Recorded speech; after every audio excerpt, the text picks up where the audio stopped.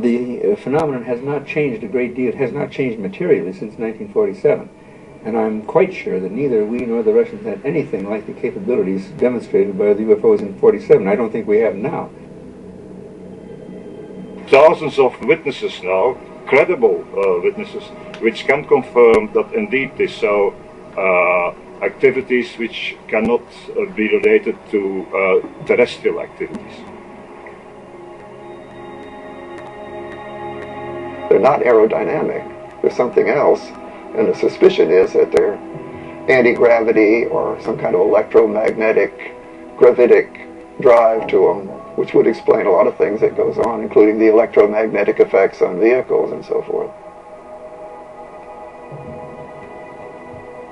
Furthermore, it is not customary for countries to test their secret weapons or secret devices in 133 different countries all over the place. And also, from a moral standpoint, I doubt very much that we would have sent astronauts to the moon using antiquated chemical fuels if we had a way of doing it much more efficiently. If we have, then it's criminal that's being kept strictly in military hands, because this would solve all of our energy problems in the world.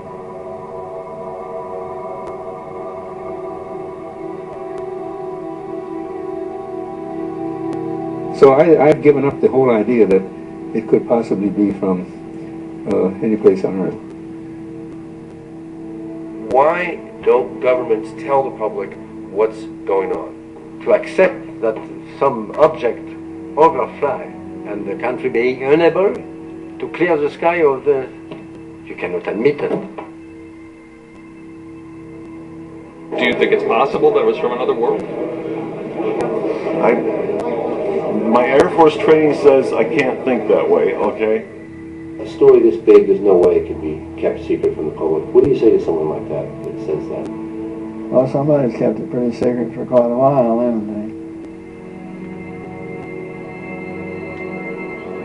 Our country needs to reopen its official investigation that it shut down in 1969. The United States government can no longer shun an international dialogue about this phenomenon, and we invite the government to work in cooperation with countries as represented on both sides of me here today.